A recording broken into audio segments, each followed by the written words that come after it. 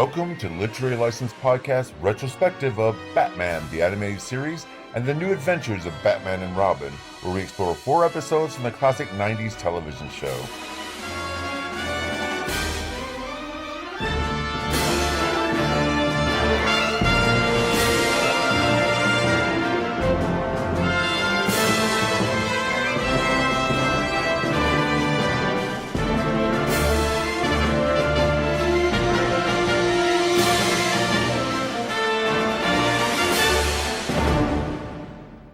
Hello, welcome to Literary License Podcast, and it's Batman Week. We'll be discussing 4 episodes of Batman. And before we get started, let's find out who's with us. Got Joe Randazzo with us. Hello, Joe. Hey, everyone. And Sean Steffen with us. Hello, Sean. Hey, everybody. And I'm your host, Keith Shoggle. And before we get started, let's find out what we've been up to, starting with you, Joe. What have you been up to? Well, I'm going to be hosting the Q&A with Lynn Lowry next Friday, October 20th at the Twisted Dreams Film Festival in Milwaukee. It's going to be following the 50th anniversary screening of The Crazies. So if you're in the Milwaukee area, come out. Mainly the George Romero Crazies, right? Yes, the original one from '73. Yeah. I'll be running the Q&A with Lynn Lowry. So I've been watching a couple of her movies. I went back and watched The Cat People a few days ago. I'm probably going to watch The Crazies tonight. I'm going to probably watch it, just watch it once, and then probably sit through it again and just take like a bunch of detailed notes in a few days. I mean, that's mainly that's going to be the main thing that I'm doing now. I know I've got to check out a new movie that she's got that's premiering at the festival. So I've got to talk to the director about that and get a screening going before it premieres, so I could have some idea of what to ask her before the movie. Besides that, that's mainly what I'm doing right now because I'm just a lot of stuff. It's a busy time. But yeah, mainly focusing on that because that's coming up right around the corner. And what about yourself, Sean? What have you been up to? Well, I've been working. I'm going through this thing at my house with a remodel, so that's been stressful. And I've also been watching a lot of TV. I've watched The Continental on Peacock, the John Wick 3-part miniseries. I think the 2 biggest problems that this show had, one, from the second I walked out of the theater, I got hit with a text message promoting this show. It walked out of the theater for John Wick 4. There was a mailing list, I want to say around the time of John Wick 3, like, hey, enter in your number and we'll give you exclusive trailers. I completely forgot I did it. So fast forward a couple of years, coming next will be the ballerina with Ana de Armas in the John Wick movie. But the second I left the theater for John Wick 4, I got hit with this trailer for The Continental. And I remember thinking, I'm like, this could go one of 2 ways. This could either be really good because you're going to expand the lore, maybe you could do a little bit more, or this could be horrible. Unfortunately, it's the latter. It's not the worst thing in the world. I've seen a lot worse. Ahsoka falls into that category in terms of being a bigger letdown. I like the show, but it's a big letdown. This was like greatly disappointing. The main problem is they're trying to do John Wick on the budget of Daredevil. And I love Daredevil. I love Netflix's Daredevil. It's one of my favorite shows. But you can't do something as grand as John Wick on that budget. You're going to have a lot. Look at the first movie. What? Look at the first movie. You could do John Wick on a low. Nightclubs. They had bigger car chases. You had more epic. It felt more open. It felt like, no, we're on a set. This felt like we can do short, small hallway fights. I think a lot of this, honestly, I wouldn't be shocked if you told me that some of the sets were the same place. The whole opening sequence with the brother of Winston, who is basically a John Wick clone. He looks to the point that I thought he was Keanu's stunt double. If you told me he was Keanu's stunt double, I would not be shocked. He's doing this whole action sequence around a spiral staircase. It felt like something out of Daredevil. It was almost a one take, but there was a lot of cuts in it. But it felt like a Daredevil one take sequence. and short hallway fights, a lot of close-knit corners. It didn't have that grand, we're going to pull back the camera and show the epicness of these fight scenes. We're not going to pull back and show the car chases in full. It felt like, no, we have an asylum budget to a Netflix show budget. And we're not going to, and as a result, it felt like it suffered. Also, the characters, it felt cartoonish. Because when you get into the world of the Continental and all the assassins and all that stuff, they're not as played up. John Wick 3, a little bit, because you have the sushi chef. No, they're not. And I see that face you're making, Joe, and no, they can't see it on the podcast, but No, he's making a face. The stuff with the Continental has always been cartoonish and stupid, and the weakest No, I part said of the fucking hitmen. story. I said the hitmen, the individual hitmen. They're all about business. They're not gimmicks. They're professionals, and that's the thing. The sushi chef he has in part 3 is the one exception. Everyone else, Common in part 2, he's not. He's a professional. He's guarding his the head, one of the heads of the organization. You tell me But he's a professional. Lawrence Fishburne's homeless king. He's not a cartoonish? hitman. He's not a hitman. There's a difference. He's an exception. I said the hitmen. The hitmen, they're not played like cartoon characters in that. He's not the hitman. The bosses are played like cartoon characters. Absolutely. That's my big the issue bosses with are. John Wick 2 and 3 is that they became cartoon characters. The bosses are absolutely cartoon characters. The hitmen are not, and that's the argument I make. The bosses are always the thing. The hitmen are the professional. In this show, you have the woman who is the body double for what was that, Malignant? When Yeah. the lead of Malignant turns into the backwards man and starts doing all the contortionate fight scenes. She plays like a Boris and Natasha style evil twin with this other silent guy. They both play mute assassins doing all these weird acrobatic things and fight scenes. And I'm like, okay, this is just weird. It feels like a gimmick. You have the adjudicator. She's wearing a face mask, like something out of Phantom of the Opera, and in her face, because her face has been burned by acid. You have and she has this big burly mountain Scotsman in a kilt who's is a silent man with her at all times. And it's just, I'm like, okay, this feels like you've missed the point of what makes John Wick special. Yeah. And nobody understands what makes John Wick special, and they're all kind of putting in their own little pieces of, this is what we think, and at the end of the day, what makes John Wick special? You got Keanu, and he does cool action sequences, and you killed his dog, and you stole his car, and yeah, if you stole my car and killed my dog, I would have fucking fuck you up like Keanu just did too. That's all my complaints about John Wick 2 and 3 are put into a series with a lower budget, and now everyone sees it. No, but here's my problem. I don't have a problem if you're going to use a 3-part miniseries to world build. I like world building. And if you're going to do it outside of the movies and you're going to give room for this lore to build, or lore to grow, and so, okay, maybe we can do little Easter eggs here and there. I don't mind it, because if you do it in this format, it's not going to take away from the main plot of the movies. You give me it in these form. That's what I thought the Disney shows were going to be. So that if you want to have a little bit extra, and it wasn't required viewing, then it's okay. Unfortunately, the Disney shows became required viewing for the movies, and it got to the point where the market became oversaturated. This was just supposed to be a 3-part miniseries. I figured, okay, you'd get action sequences, you'd build out the hotel, you do that, and then be done with it. And okay, fine, a little thing. But they did it in such a way that the budget was so cheap, and this writing was so lazy. And here's the story of how Winston and Siobhan met. And you're like, okay, cool. I don't know. It's over here. It's on Amazon Prime over in this country. I can't. Like, everything that I say about these things fucking 2-3 years ago, everyone eventually comes around to realizing I was right all along. Jesus Christ. I don't think you were right all along at all, Joe. I was right about the Disney shows. I was like, yeah, the problem is you're forced to watch these stupid shows to keep up with the movies.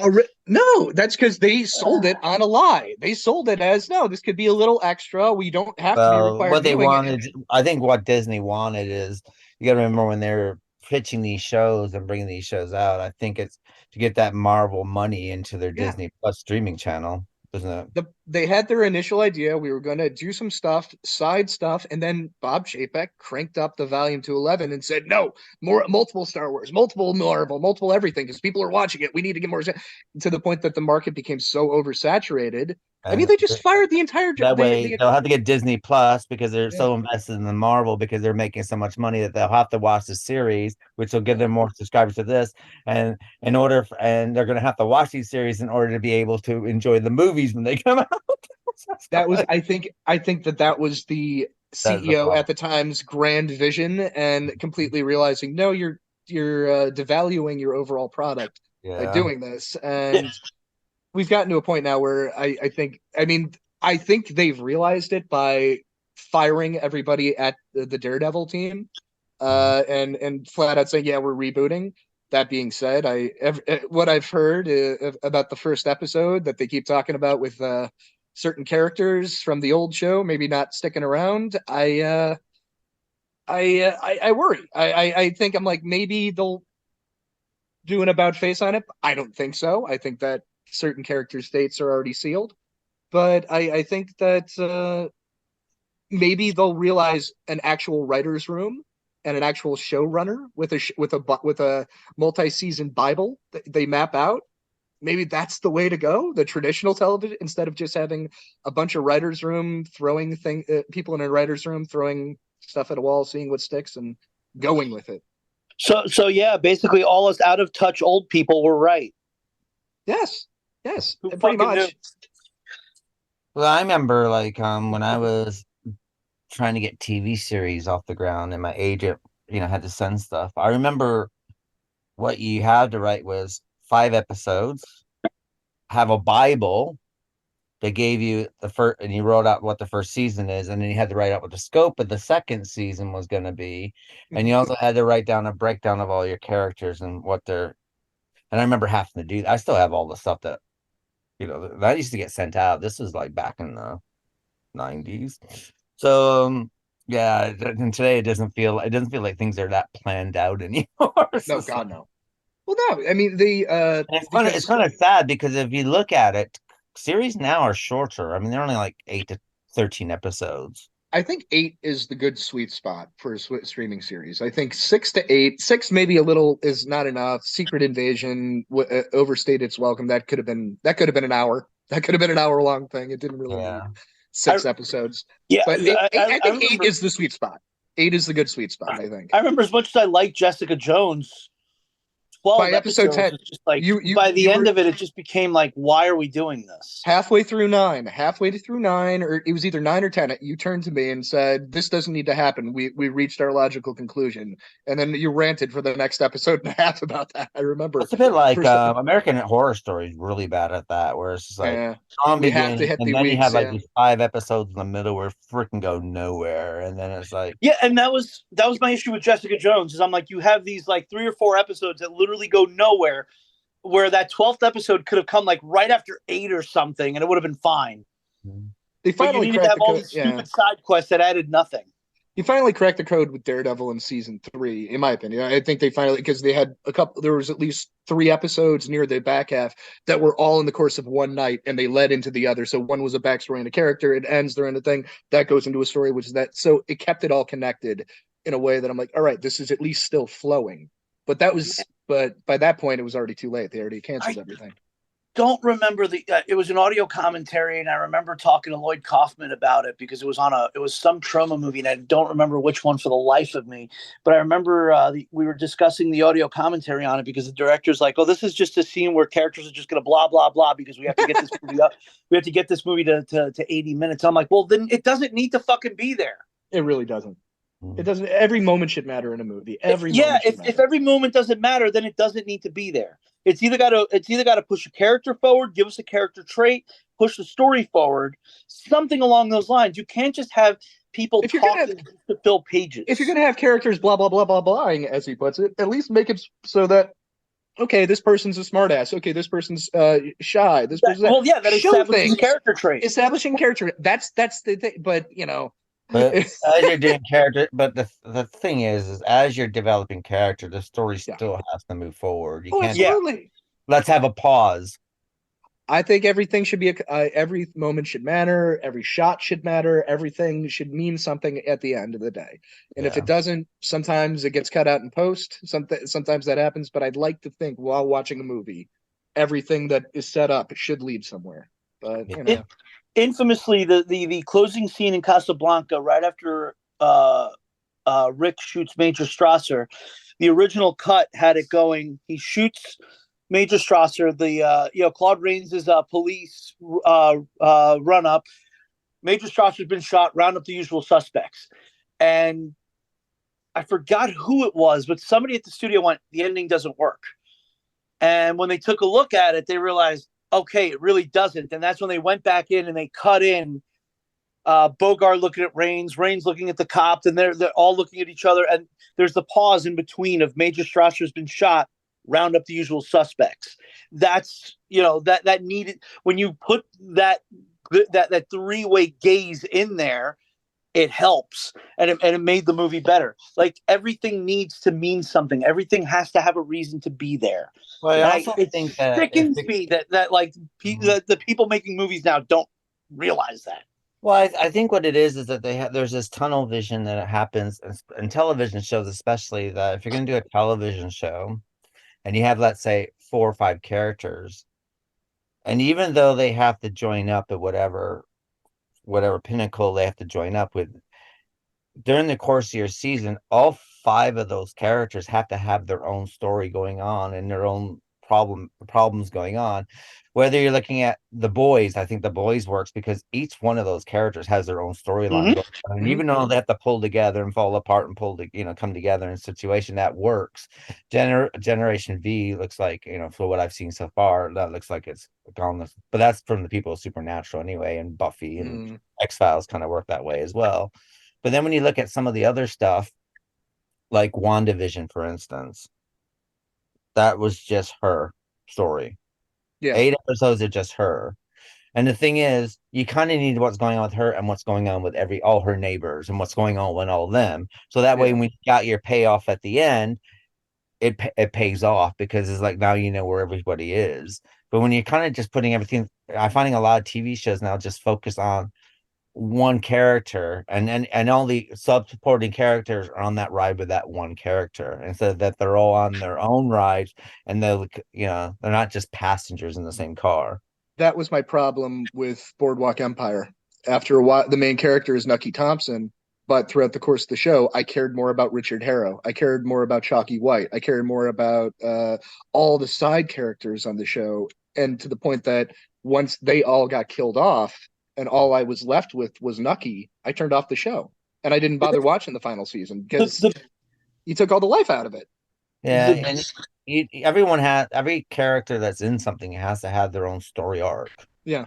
And I Has to have think their own story arc, but in the end, maybe that's what it is that people can't look at multi-dimensional characterization of a multi-cast. I mean, it's I thought Titans did a good job with that actually, because they made sure that each of their characters are all on a journey, and whether they would, Well, also, it's a smaller group. That's a smaller group of characters too. When you get these big ensemble show, with these huge casts, you lose track of things. I mean, something like a Boardwalk Empire, and it's such high caliber actors. Probably everybody's fighting for screen time. Well, we got to give you a little bit. We got to give you a little bit, but we can't take away from the main story. We can't take away from everything else. I think you can, because the thing is, you can still. I know, like, for instance, how Buffy was constructed. Let's say take Buffy, because I know more about that. So basically, it had Buffy's storyline situation. So basically, what they did, but they made sure that Xander and Willow and and Elijah Dishku and Spike and Darissa and Angel, and they're all got their own storylines going on. And sometimes Buffy's storyline, even though it's written like a soap opera, so basically everything's sketched out from episode 1 to episode 23 because it runs 3 episodes within the arc. But so Buffy's storyline will still go on, but though you may just be into Willow's storyline on that episode. It might be all about Will. Willow, and Yeah. then you get a little, but Buffy's still moving forward. That Oh yeah. storyline is moving, and that's what I think. That's what they need to do with anything. If you're gonna any kind of TV series or anything like that, you kind of have, yes, American Horror Story, for instance, yeah, you have your main characters, but you have all these other characters at the moment. So if something happens, you don't have enough to make this character interesting. Do it, get this, have a couple scenes with the main character and have these other characters the story keep going forward, so that way you can sit there, and then when you get your payoff at the end, it means something. You just don't have these people just popping up going, "Oh, okay, who cares?" And there are two, Who cares that Johnny next door got killed? I just don't feel Yeah. anything. I don't feel anything for this and there's two great examples of this and how it fails. Twin Peaks. Yeah. The second season of Twin Peaks, you had all that stuff with Nadine getting a concussion and thinking she's a teenager, and it goes nowhere. It does nothing for the overall plot of the show. And the James Hurley going off on his little adventure, and then he just comes back like nothing happened. I tell like, people all the doesn't time, matter. if you ever watched Twin Peaks, the second James gets on his bike and rides out of town, anytime he's on screen, just fast forward until he gets back into town. It doesn't matter. Yeah, Nothing exactly. matters. It doesn't matter. I think matters. are you talking about the original Twin Peaks? The original Twin Peaks. Yeah, the first season. See, I think Season two. the problem with the original Twin Peaks is that when the first, what this is quite, if you look at television at that time, when the first season of Twin Peaks came out, it was really, really high. So by the time we got to the second season, what happened in the middle of the second season is Gulf War. Mhm. Yeah. So then what happens was, and then by that time, so you had like two and a half months basically where television was just preempted. And then you're like, this is the reason why Dark Shadows, the remake, got canceled, because people lost the thread. So what happened was, when they brought back Twin Peaks, people didn't know what the hell was going on. So what they had to do, they were scrambling to make people come back to it, because it was this huge thing. And of course, by them scrambling, if they just stuck to what they were supposed to do, but during that whole time, they go, people are not going to remember, because this is before box sets and Absolutely. today streaming and everything. I mean, the Gulf War happened today. None of us will be none of our vision will preempted. I want to say Twin Peaks is one of the first shows I ever saw on the shelf at Blockbuster was Twin Peaks. Just because people needed to see it. Giant VHS box set. Yeah, the whole wall. And that was relatively new at that time. So I think the producers and everyone stuck to that and realized that people had a way of catching up. They probably would have done something differently, and they probably would have hit those marks that they needed to hit. Unfortunately, a certain young executive by the name of Bob Iger, I wonder what he ever did, suggested that they wrap it up and solve who killed Laura Palmer. Even he admits in his biography, yeah, I fucked up on that one. Yeah, but the thing is this is what's problematic with television shows anyway. And I guess let's take Moonlighting with Bruce Willis and Sybil Shepherd, and the thing, or Friends with Rachel and Ross, or any of those kind of things, where will they, won't they? Then as soon as they get them together, who's the boss too? Yeah, where the fuck do we go now? And but the other thing is that if you keep them apart for too long, people lose interest as well. So I think that's the problem when you have like a show where it's just like, many people would have been on that journey for Laura Palmer, but at some point, if they didn't reach that point, start turning off as well, because you got to find the exact moment when you can do that. That's why I love a show like Spaced. They just do it at the beginning of the second episode just so they get it out of their system, and they just move on with the story.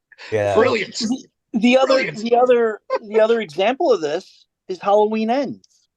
Oh, let's not. Yeah, because you go in you decide, because you just take this other character and you go on this entire side quest, and then you kill that character off right before the climax. So that entire portion up until that point means nothing to the overall story, doesn't need to be there, and it's just a complete waste of time.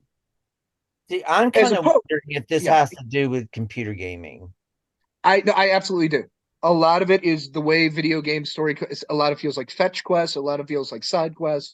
Like we'll detour from the main story. We need to get this to this, so this will be And it really does And you don't feel have to worry. And the thing is when you're playing a computer game anyway, and you know, and I'll be honest, computer game stories, and whether it's Resident Evil or whatever you're playing, the storylines are a lot stronger than what we're getting at the cinema and on television a lot of times. a lot of But more the problem is that you're that character. So basically, you're following your character, who is you, that you put yourself in this character. So you're very lateral. And though you might have side quests, you might be doing stuff for other people, and you got these little side stories, and you kind of have to do that to progress further in the game. But these characters don't really mean a lot to you, sort of thing. it's They're still to and a keep half you hour. they're to keep you to playing and to get your more bang for your buck. So if you're going to pay £70, for your computer game, you're kind of going to want your 60 plus hours of computer gaming. So that's why they're there. So, There's which is fine in computer games, but if you're looking at viewing something, when it you could have be other one of two characters, ways. you kind of need to flesh everything out. Everything needs to be fleshed out. The problem with these the way that they dole them out, it's either okay, this whole episode is going to be a fetch quest where we have to get this thing from this thing, so we got to help this group of people. I'm going to use the Mandalorian as an example because it's fresh in my mind. You have one of the earlier episodes. I have to get this piece back from my ship, but in order to do that, I got to help the Jawas slay this giant beast in the thing. So we got to do that, and then we get that, and then we get the pieces. And then so that's whole episode will get us out of the desert. Fair enough. Versus a different way of doing it in the later seasons, you have Bo-Katan and Din Djarin. They're flying. They're trying to go to meet the Mandalorian cult. That's the first 5 minutes. And then they disappear, and then it becomes an episode of Andor for the next 45 minutes. And it's weird, and we're going back to Coruscant when it's this whole political drama. We're fighting out what's happening, and these are side characters we have not paid attention to at all. We've forgotten about them from the first season, and new people we haven't met. And we're putting this nice little part of the story forward, so we're moving the overall story forward. But you hammed it into my episode of Mandalorian in such a way that it really felt like, why did you put the Mandalorian? Why did you just bookend them for 2 minutes? And the thing, why didn't you just do a whole side episode of that or put that in a different show? It felt like we forgot to put this in something and we need to shove it in. We forgot to do an episode like this in Boba Fett or something. So yeah. And Yeah, I have to admit that. I mean, that's the type of I have to into admit, what you're saying. I have to agree because when I was watching The Mandalorian the last season, he disappears Oh, it's not his show anymore. in the He's middle. out. He's sitting on a ranch. It's Bo-Katan is the Mandalorian. She's got the dark saber. She's ruling Mandalore. He's sitting on a ranch with baby Grogu, Yeah, watching them eat frogs. and he's like, okay, I'm come back on holiday. Now what am I doing? Yeah, I'm like, that's okay. the thing. He lost the plot in his own show, and that seems to be a problem with Disney Star Wars. Is the Ahsoka is not really the main focus of her own show. It's Rebels season 4 or season 5. You got the Obi-Wan show. Well, the Obi-Wan show is different. The Boba Fett show. The first 4 episodes are Boba Fett, then it turns into Mandalorian 2.5. It feels like, and by the end of the show, you're like, well, I care more about what's going on with Din Djarin than Grogu. Who cares about Boba? It also feels like what they used to do in the 70s or the 80s when they're going to do a spin-off series where Yeah, you get these characters and they would try them out in this episode, and then they would spin off of their own series. Well, to be fair, I think that the Josh Duhamel, he was supposed to be part of that spin-off series with Gina Carano, the Rangers of the New Republic before she before she opened her mouth. got chick hand. Yeah, and I think one of the quotes going around attributed to John Favreau is, well, it's hard to do a fucking show when you fire the fucking star. So, and I think at that point, a lot of the things kind of got halted from there, and they had to start integrating the ideas for Rangers of the New Republic into all the other series that they had going on. That's at least that's what it feels like. I did feel the loss of her gone. Her character, as much as whatever, I don't. People say stupid shit. I don't really care anymore if celebrities say stupid shit. My issue is, like, she was decent in her role, and if you're not going to recast her, there's a void in the show that you've taken out. Recast her. It's okay. Recast her. It's if you're not going to use her, recast her. Put the role back in, so that way you can actually you There's make no the story reason. make sense. There wasn't even any explanation to her character. She's Yeah. a black op. I think there was a throwaway line about her doing like black ops stuff. She's deep cover, so that way, maybe she comes Yeah, back. but She's wearing like a different face. I had to get cosmetic surgery. Who knows? I mean, it's a bit too much like Yeah. Bobby Ewing in the shower. So Good morning. I've been gaslit by Mandalorian. So, But that being said, I thought that was yeah. If they do end up doing a recast, maybe it'll improve. But it does feel like that loss of that show, they had to start integrating all their ideas that they were going to do into all their other things, and as a result, it's making everything else suffer, the overall picture suffer. But at least I felt it a little bit in Mandalore or in what's it? God, they all sound the same. Ahsoka in the new one, and I thought it kind of was a big letdown by the end. I didn't really care, and I know people are going to be waiting around another year just to see where the story goes, and I don't know. I By the end of it, I just didn't really care anymore. So, well, Keith, what have you been up to? well, I started watching The Fall of the House of Ushers on Netflix. How is that? I've been meaning to the check first that two out. episodes. Excellent. It really dives into the Poe world, Edgar Allan Poe.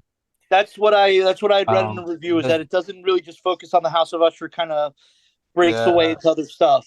I'm interested in it. I'm really caught up into it. And I mean, I got to the second episode, which is The Mask of the Red Death, which they do a very good interpretation of that. Ooh.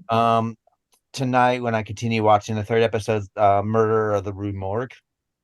But okay. It also has The Fall of the House of Ushers overflowing over, it's the canopy. And I have to sit there and say, out of the ones that I've seen of Mike Flanagan's work, this one seems to be, so far, I'm only the second episode in, but it seems to be the more balance of his stuff. Where so I've far, heard it's one of the better ones of his career. That's everyone's raving about it. I'm invested. So Okay. I would have stayed. I probably would have. I stayed up way too late. Had to get to work this morning because I was really, and I had to watch the second one twice because like, oh my God, this is excellent. And there's a lot of little Poe touches. You get little pictures of the Raven, and they start quoting a little bit, Nevermore and My Love Lenore, and all this other stuff is being put in there. So who's ever done the scripts has done a good job so far. So, I probably by next week I'll have probably a bit more information because I probably would have watched it. I've gone back and watched Slasher, which any of our listeners out there, if you like American Horror Story, watch Slasher because that's 150 times better. This Canadian series. The first three seasons are on Netflix, and it does carry the same cast over and over. And then of course, series 4 and 5 is on Shudder. Series 4 is the one with David Cronenberg in it. Season 4 of that. Okay. So, and I would actually watch it. I mean, what I quite like about them is that the first season's okay, they get stronger, but it's a very big whodunit with a lot of gore. I mean, it's got some of the most. There are some deaths in there, and I was like, I was like, I went, whoa, and I quite like gore. I'm part of the Dawn of the Dead Reanimator and not that school anyway, so gore doesn't bother me. But there are times in this where I kind of have to like, whoa, kind of like shy away. So I highly recommend Slasher, and you know, I've been watching my trashy television like Sister Wives and all that kind of stuff. I don't know. I kind of watch these programs because it helps me feel superior over everybody else. Which That's a natural reaction. I think I had that. I found myself watching a Jersey Shore marathon once. You just go down that rabbit hole. You're like, God, but people, this actually exists. Oh my God. It's kind of stuff that you kind of put on while you're like when you're getting up, having your cup of tea, and you're just laying there in front of the television before you have to actually go do anything. So yeah, and something else I'm watching. Yeah, I watched Cocaine Bear finally. Got around to seeing that. And to be honest, I really like that film. That's fun. I enjoyed that film, so no end. I'll probably watch Talk to Me tonight because that's now appearing over here on television for I'm regular. going to be watching that soon as well. I've heard it's fantastic. I will recommend one movie that's on Amazon Prime. It's called Totally Killer. Yes. I've heard about it. Yeah. I haven't seen it yet. It's got nothing but praise everywhere I've seen. You know, it has all the, you know, the nuances of the 80s going on in it. It's it works in so many ways. Other films try to do this that they don't work, but this one actually does work. And I watched it twice. I watched it once, and then when Ferris and Isaac came home from going out to doing whatever they were doing, I watched it again, and I actually could sit there the second time and still very much enjoy it. So I highly recommend that. But other than that, just catching up on here and there. I pretty much got all my viewing done for the podcast. The only thing I got left to watch is The Hole. So I'll probably do that this weekend. Not to bury. I like The Hole. I thought it's. I think it's a solid Joe Dante movie. So, well, that's part of our dark family film. So we'll discuss that more in depth next week, though. Yeah. It's a little bit lighter than Cunnilingus or whatever that movie is. I'll have to practice saying that for next season, but next week. But yeah. So I watched Trick or Treat, and this is Halloween, and all that sort of stuff. So yeah, getting ready for my Halloween fix. So.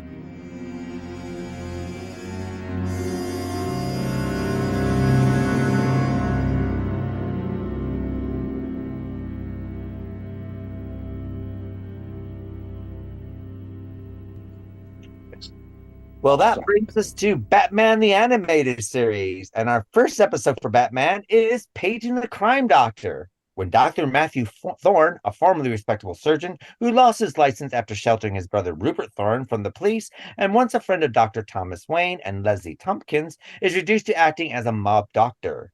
When Rupert is critically injured, his brother coerces Leslie to assist with the surgery.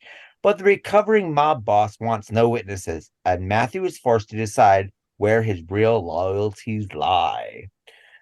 So, Joe, what are your thoughts of Paging the Crime Doctor?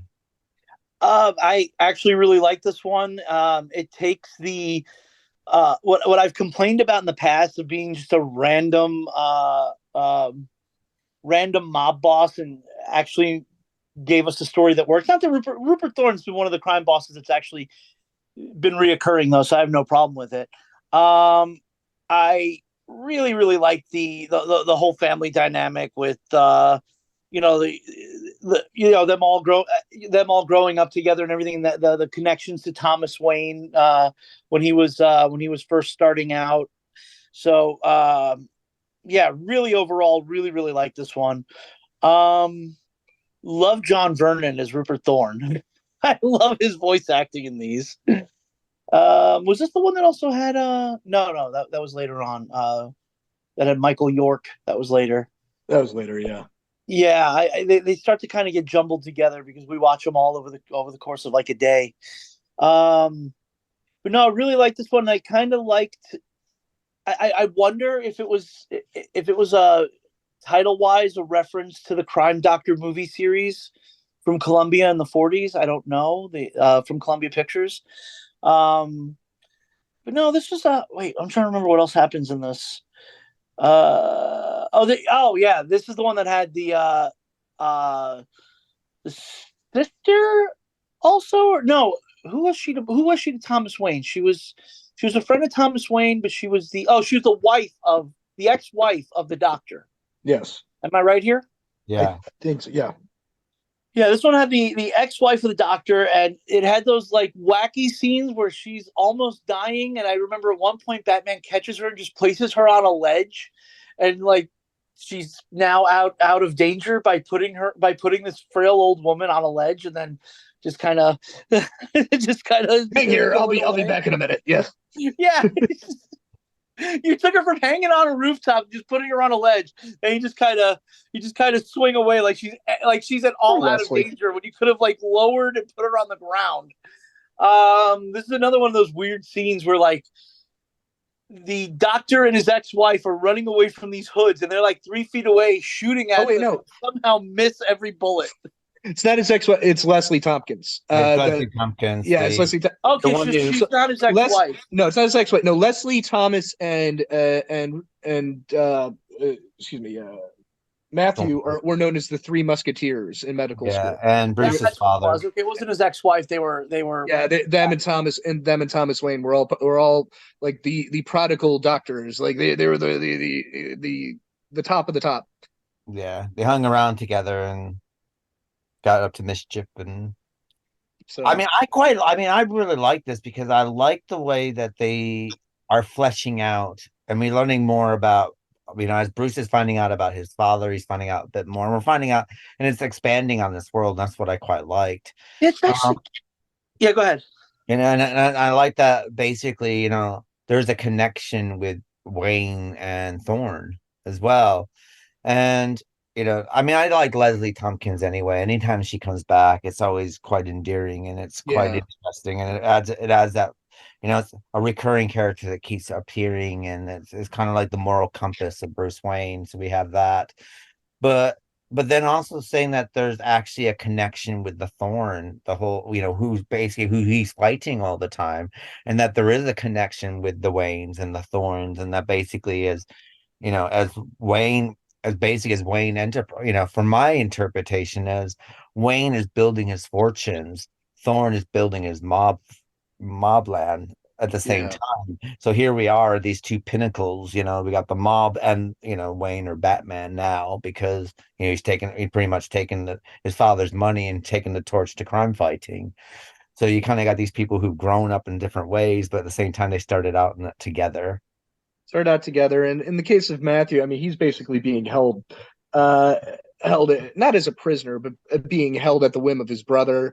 He Mhm. lost his medical license for lying about a bullet. I think Rupert said he was shot, but I think Rupert said he was shot, and he lied about his bullet, and as a result, he lost his medical license. So he's been Yeah. performing illegal surgeries and stuff. And Rupert gets him all the finest medical equipment to do everything. And one thing leads to another. They're having an argument, and Rupert drops of a heart attack. He needs to. I think they said it was like a tumor on Mhm. his heart that they needed to get, and Leslie was the only doctor that Matthew trusted to do the surgery.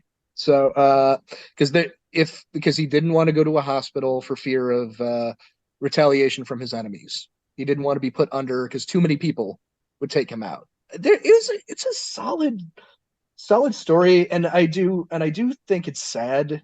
There is kind of a tragic nature to Matthew. He's just trying to help his brother, and his Yeah, brother's that's why I fucked him like it. over. Explores family because Yeah, and you got, you know, Bruce and about his family, and I mean Leslie's part.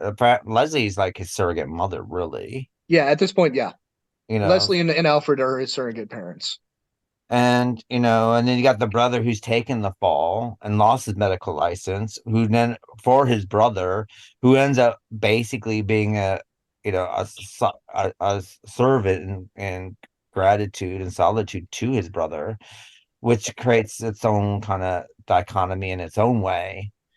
And I also think that, but then you have, if you look at, Bruce's dad dying situation, the way that he died, and Bruce, and what he, basically Bruce's whole, or Batman's whole thing is basically paying homage to the death of his parents, Yeah, which is also dealing with family. So he's trapped because of what happened to his family, and then you got this doctor who's trapped because of what his brother. So I quite liked all that, and the only person who's not trapped is Leslie, but she kind of sees both sides of the fence as well, and then that there and so it created a nice little evenness about balance, and they balance the story very, very well at the same time, still bringing out and fleshing out the past and bringing it in without doing what the movies tend to do. Is like, oh, here we go again. You have there to see. was there was definitely some Michael Caine sadness and despair this go around when Bruce came in. I think was this the one where Bruce got shot in the head? I think that's the reason. Well, it grazed his ear, and It graced somehow, the ear of his mask, and that gave him a concussion. Yeah. yeah.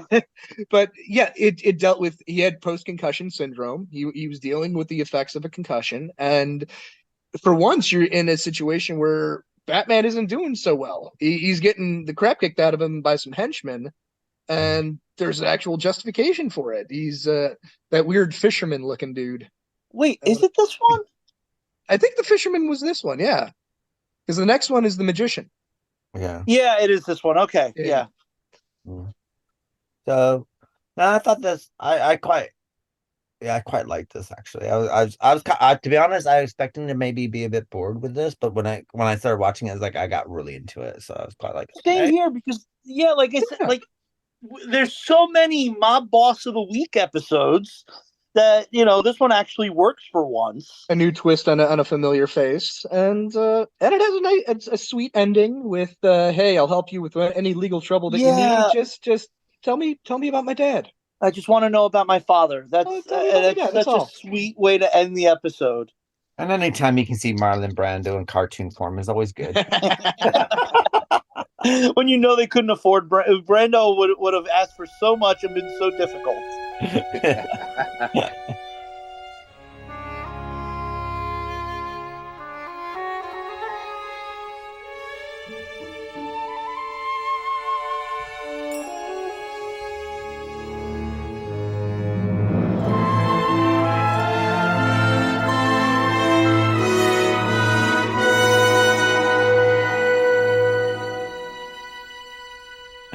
Our next episode is Zatana. Zatana was the daughter of Zatara, an excellent magician who taught Bruce Wayne under the name of John Smith everything he knows about escape artistry and magic. Zatara was a world-renowned magician and was considered quite possibly the best in his field. He also passed on his teachings to his only child, a daughter named Zatana. Zatana gained her talent from her father and became an excellent magician herself. She also has a romantic relationship with Bruce, despite never knowing his real name. Zatana always has close ties with Bruce Wayne, although Bruce was cautious of the relationship by never giving her his real name. Years later, in a show in Gotham City, she made the contents of a Gotham Mint disappear to show up a magic debunker, Montaque Kane. Unfortunately for her, Kane is not only seen through her trick, but it was a thief and stole the money while framing her for the crime. She was freed from custody and assisted Batman in bringing Kane to justice. After their collaboration with Batman, she eventually recognized him as her old friend from long ago. She then told Batman that Zatara, who had passed away by this stage, would have been proud of him, putting his arts to use in fighting crime. So, Sean, what are your thoughts of Zatana? This one, it was a good introduction for Zatana. I thought in hindsight, it kind of reminded me a little bit of Now You See Me, the Now You See Me franchise, making the illusionary and making the building disappear while stealing the money. I think that this was I always love the episodes where we go a little bit into the just pre-Batman phase of Bruce's life, where we kind of where he learned the tricks of the trade, being a magician's apprentice to learn how he does all of his escape acts and getting all the tricks of the trade for that. That's kind of a cool little little trait for him. Magician's apprentice. That's aside from master ninja, master detective, magician apprentice, and it's a fun little romance that I completely forgot about with him and Zatana. You get to see the flirtatious side of Batman in the mask more so than with Selina Kyle, because with that there's always kind of a, well, I'm gonna have to put you away one of these days, and I guess I don't approve. Whereas this, you could tell there is some endearment between those two. There is something special, and he's still smitten with her after all these years. I mean, what's not to like? What's not to like? She's a magician's assistant. She says she's wearing a tuxedo and the tuxedo top and nothing else. So it's one of those episodes where I found myself smiling a lot, and it's mainly just because of you get to see Batman, not so much Bruce, but Batman in a different light. And also Alfred got a great zinger. Oh yeah, moody, despaired, and yeah. Gee, I wonder why she would like you. Nothing's changed about you at all. I quite like that. I like it when Alfred gets his little zingers in. Oh, he digs good sarcasm. When he needs to. He can be cruel and just hit you right in the ribs. So. The interesting thing is we go from Marlon Brando as a cartoon character to, in this case, Orson Welles. Yeah, it kind of felt like this was Orson Welles in F is for Fake with the That's what you're saying, yeah. The debunker. Oh God, what was his name? It was something King. Hang on, I'm looking it up right Augustine Montague. Montague. now. Oh, okay, Montague King. Montague King. Yeah, I was just looking it up as you guys were saying that. All right. It really like I got these F is for fake vibes with him like Orson Welles. He looked very much like Orson Welles, the big overcoat and all that stuff, and I really like that. It kind of feels like one of those things where if Orson was still alive, they probably would have asked him to voice it, and he would have probably been like, "Oh, I got to do this crap so I can make my next movie." He hated everything he had to do. Anything he ever had to do for money, he hated. Um, Got to finish the other side of the wind somehow. oh boy. Which actually, interesting enough, I was talking to somebody the other day. You guys know about the Gary Graver, who went on to direct some really terrible movies later on in life. Sorry, but he was an Orson Welles minion who went on to do like Babe Watch 6 or something like that. Okay. Made a lot of stuff that wasn't very good. But apparently, Orson needed him for The Other Side of the Wind one weekend. But Gary Graver was editing a porno for money, and he was like, I really can't get away because the deadline's coming up. So Orson Welles shows up in his apartment and just finishes editing the porno so that he could take Gary Graver to shoot more scenes for The Other Side of the Wind because Orson got some money somehow at that point. He's like, yeah, we can do another weekend's worth of shooting. Let's go. I can't. I got to edit this porno. I'll edit the damn porno for you. Just, but I love that story. I was just talking to somebody about it the other day. I wonder if it had a lot of quick edits in it because that's what Orson Welles is known for. I've never seen it. I've heard it's called 3 a.m. The Seduction Hour or something like that. I gotta find it. So I know a lot of that. Yeah. I gotta find it so I could be like, can you imagine being the producer of that porno? You hire some random USC kid to edit your porno, but then 50 years after the fact, it comes out, oh no, Orson actually edited it because he just needed Gary Graver to be done quickly. But yeah, I love that. I love that the design of this character was basically Orson Welles. Love that about it. Young Orson Welles dressed up as old Orson Welles, which is kind of weird, but that's so I love that about it. I like it did what kind of subvert your expectations because when he's doing the card trick, she thinks he's getting the 2 of hearts. And he actually pulls out the Joker because that's going to be your future. And I'm like, okay, so the Joker's the one who actually stole all the money. And then you find out, no, it was the debunker. The only weird thing about this, and it's been a sticking point with me since I watched the episode the other day, is these debunkers don't really go after magicians anymore because the magicians admit that it's all an illusion. They go after like the Uri Geller spoon benders and people like that. That's and people who claim to be psychics. You go after the street magicians. You go after. I mean, it's the same. It's not just magic and psychics. It's also the world of MMA as well. You have the kung fu gurus that the one I'll touch you and you'll collapse and stuff like that. You have an MMA fighter get into the ring with him and beat the shit out of him. There's videos of that all the time. There's the debunker culture has kind of evolved and moved on from magicians and I mean, to be honest, most of your magicians anyway, outside of performing in X Factor, tend to just lock themselves in a box on top of in Times Square. That's pretty much what a magician. Penn and Teller. As much as I love Penn and Teller, they have done more to demystify the magic industry than anyone, whether it be Penn and Teller's bullshit, their live stage show in Vegas, or the show where they have the variety show on WGN where it's just, hey, you're going to do magic tricks for me, and if you stump us, then we'll give you money. If you don't, we're going to expose how you did your trick on air. And it's kind of more than Penn and Teller, the Amazing Randy. He's the king of debunking all the charlatans. Yeah. With every no matter what, he's always been the one that he's the scourge of these all these various charlatans. But yeah, that was the only point that like kind of brought it down a little bit for me. Is I'm like, magicians kind of admit that it's all bullshit, so why would they need to be debunked? This is the early 90s. I mean, I think what kind of works for this that maybe is only because she's using the Gotham City Mint. And so there, I guess it would look like it could be a ruse to steal money situation, which apparently, ends up becoming. So maybe, Yeah.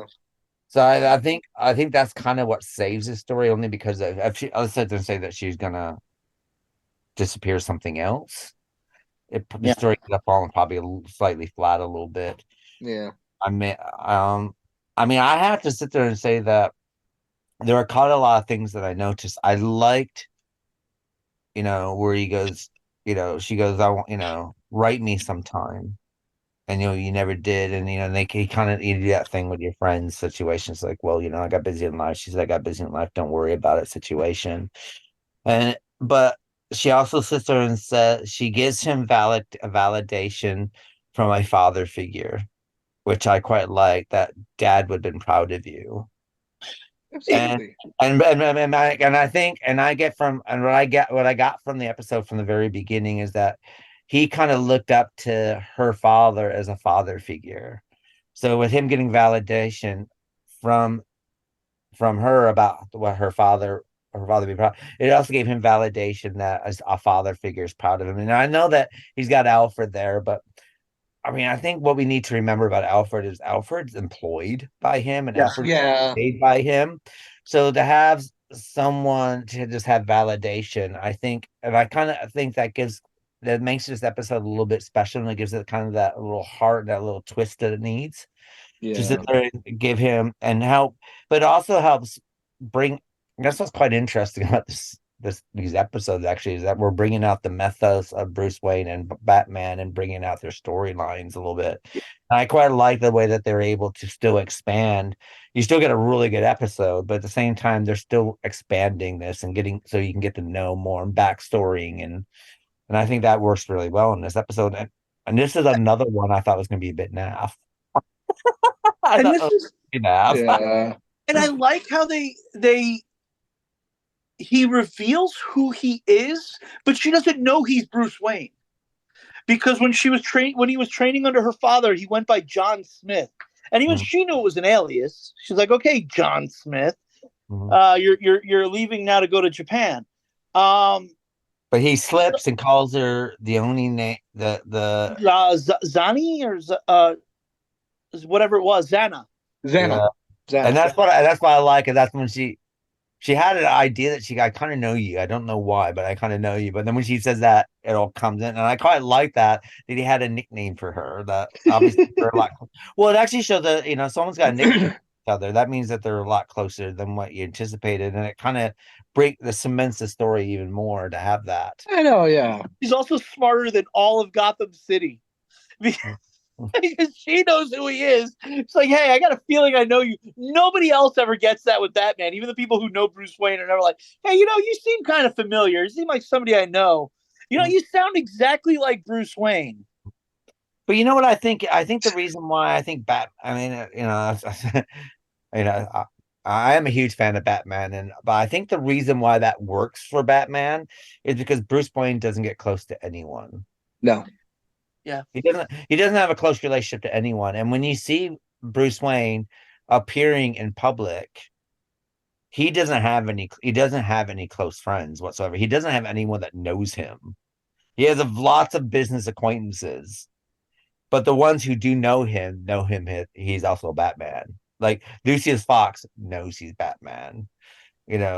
One exception would be Harvey, probably. And but then again, that's kind of that's not really a close relationship. not anymore. It was an odd relationship before he turned into Two-Face, because the scenes that you do. I mean, I'm not quite sure what the relationship was before, because we kind of see them together, with a Poison Ivy, and he's kind of saving Harvey's life because of what happened to Poison Ivy, and then we got him turning into Two-Face the next time we see him. Yeah. So we never totally understand what their relationship is. It's inferred that they were friends. It wasn't so much like a competitive, pissing what match that kind they of were doing for the friends? women. Are they friends Yeah.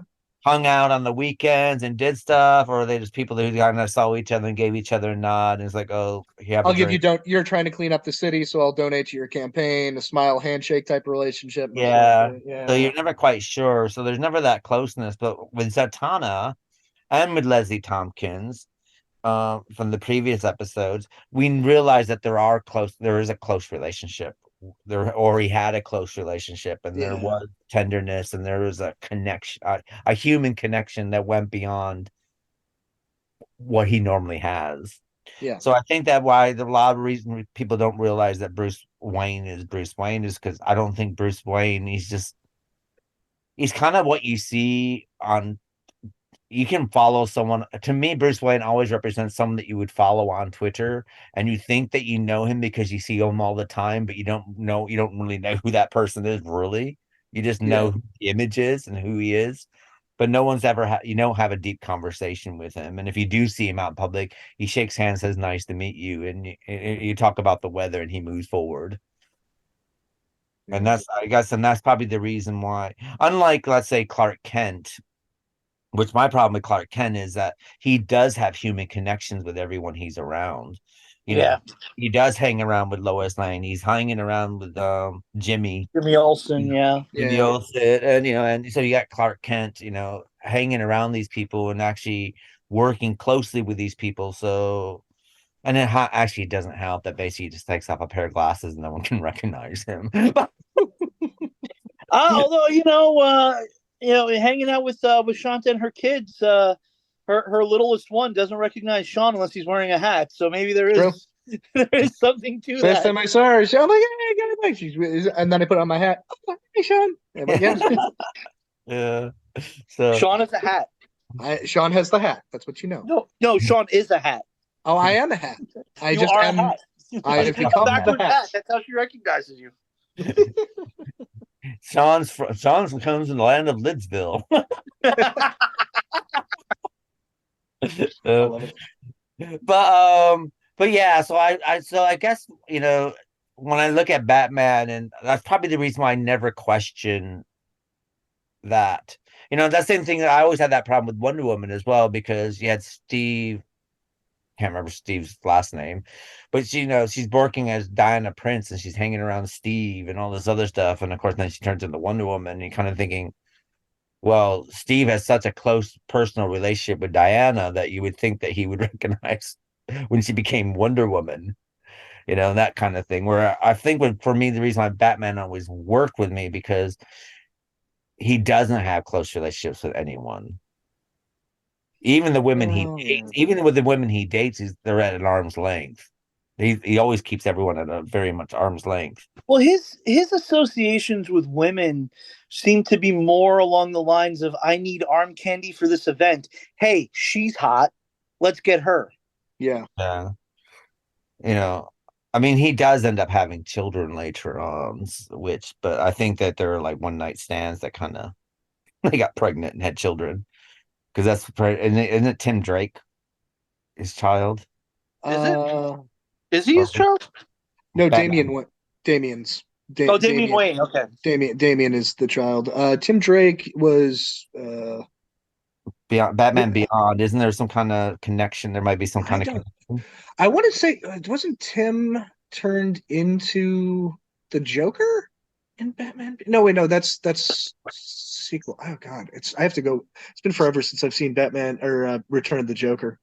Yeah, I have to look at that again. Yeah, but I know he has having sexual relations, but yeah. he does have a sexual relation with Batgirl, one of the Batgirls for a little while. Wayne's his. Yeah, him and Talia. And then Huntress as well. Okay. Oh no, Tim Drake's the third adopted. He's adopted son. Yeah, he's adopted. Yeah, he's adopted. And Terry McGinnis. That's it, from Batman Beyond's his child. Yeah. That's how he becomes Batman Beyond. So that was it. So, but yeah. But I don't think he was a very pleasant, a present father, though. No, God, no, he does not seem to be. I really love him and leave him. I don't know if he takes out the part. In the case of Damien, Damien was raised by the League of Shadows, so it's one of those things. You're like, yeah, the kid's gonna have a little bit of a rough upbringing, learning how to Yeah, kill, and murder people Talia until the age of Call. 13. Yeah, So the sex between him and Talia Call was probably something out of this world. yeah. Oh yeah. Yeah. I'm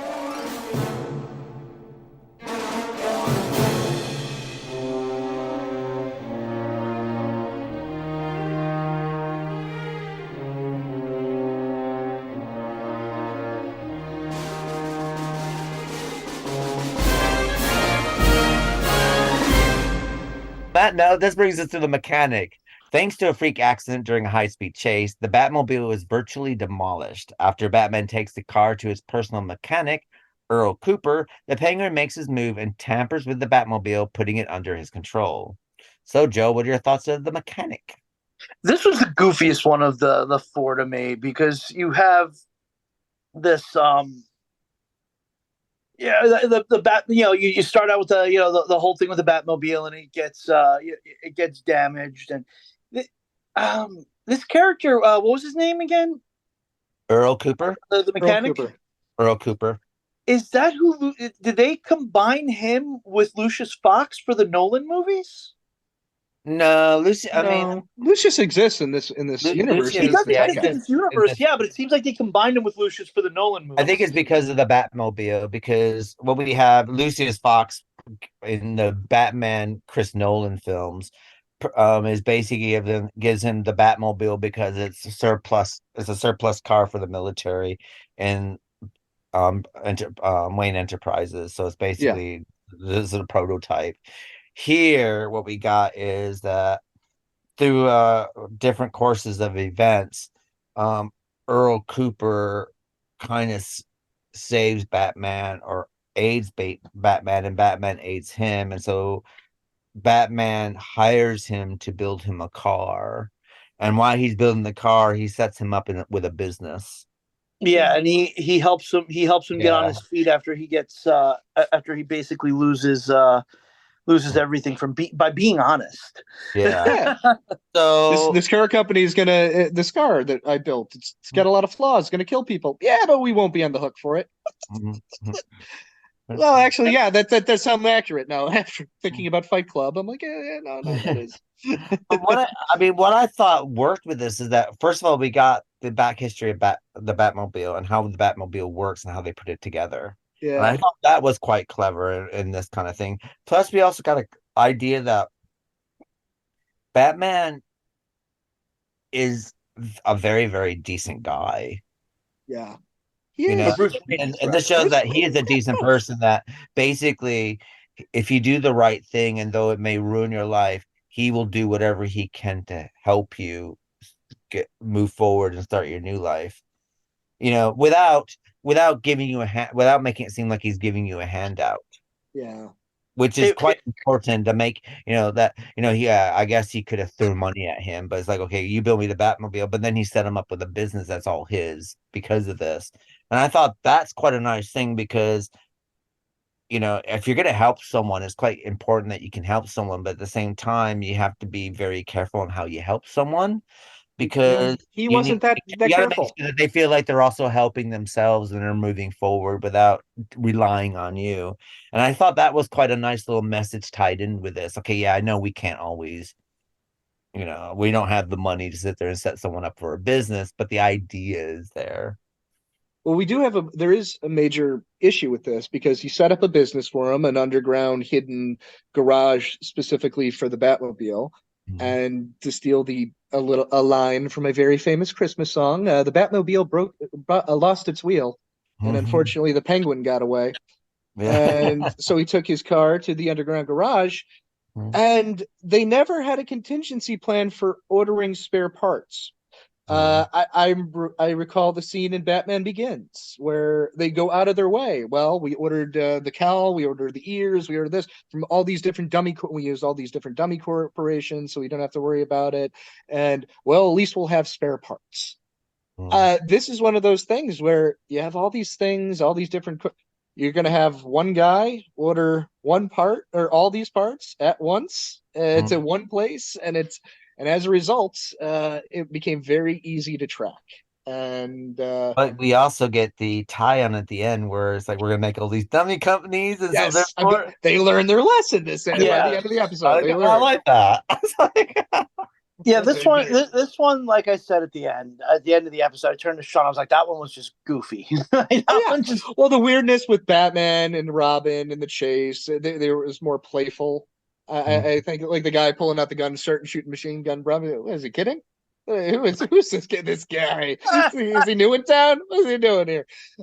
There was a play. The car the Crook's car goes off the bridge. It lands very nicely on the tugboat. Meanwhile, the Batmobile. So I'm like it felt like it was more of a farce, more of a comic. Yeah. We have to introduce Batman's mechanic, and we understand this whole concept of Batman having a mechanic might be a little absurd. So let's go with the absurdity of it all. And because I think the idea of just Batman showing up in a garage to get a tune-up, it does seem a little odd on paper. So, but what I quite liked about it is that you have all this wackiness going on around it, but at the heart of it, you have a interesting human interest Yeah. story in the middle of it, which I have to sit there and say that when they've gone off on these weird, wacky tangents, they tend to miss the human interest story. Yeah. And I thought that's what made this work because it was, I mean, the daughter is a kind of an odd entity in this situation, but I mean, because she didn't have much. I mean, okay, she gets kidnapped and stuff like this, but she's kind of just. But I quite like the idea that they are giving us information, and amidst all this, we are getting an idea about how the Batmobile became the Batmobile Yeah. situation and how it was put together, and I quite like that side of it. But yeah, I mean, but then again, you got the wackiness of, making it a remote control Batmobile and that the base can be turned off by the air conditioner. And then of course you Then we got did Batman You Returns. got Batman and Robin on this weird hang glider that can seem to go for miles and miles Well, that was the thing. I remember watching without ever going down. Yeah. I'm like they just redid they just ripped off Batman Returns because that was the same the Penguin just hijacks the Batmobile and Yeah. sets it up with a remote control so that he could take it on a little joyride. Oh, yeah, The, that's right. I and forgot speaking about of which, that. he has a little penguin. He has the the little rubber ducky thing. yeah, the penguin. Well, That's what I meant, the little rubber ducky thing. we've established the ducky in previous episodes that he does have the mechanized duck.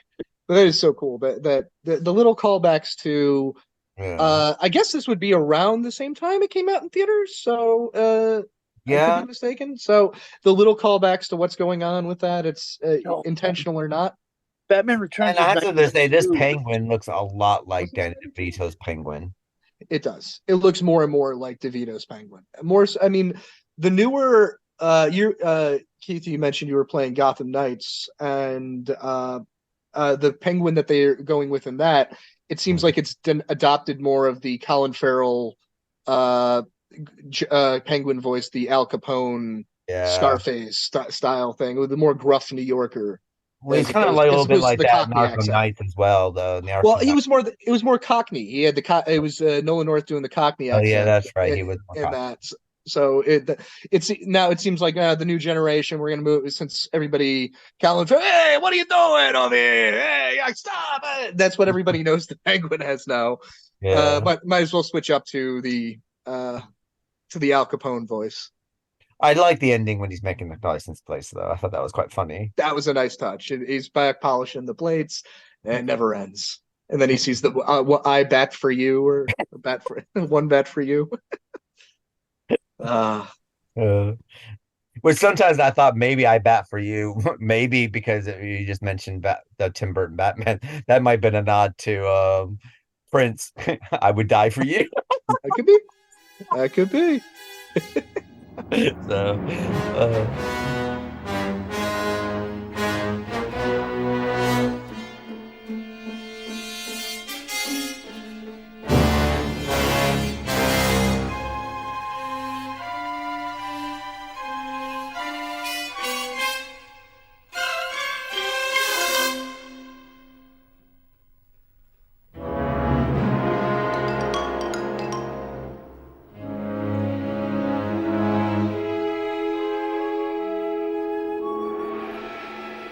okay, our last episode is Harley and Ivy. After a failed heist, a frustrated Joker boots Harley Quinn from his gang, and to prove her worth to the crown prince of crime, Harley goes solo on her own crimes. The path eventually leads her to form a partnership with fellow criminal Poison Ivy.